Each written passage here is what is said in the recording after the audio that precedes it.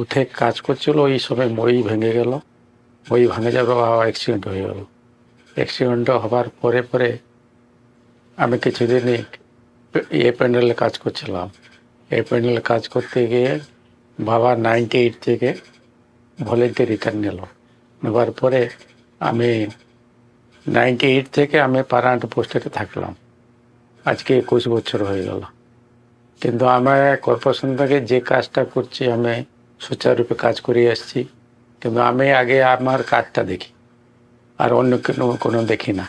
কেন আমাকে যে কলকাতা মিউনিসিপ্যালিটি কর্পোরেশন যে কাজটা দিয়েছে তাকে আমি নিজের মতন কি আমার নিজের এই পেশাটাকে নিজে আজ অবধি আমি সুরক্ষিতভাবে আমি করে চালিয়েছি।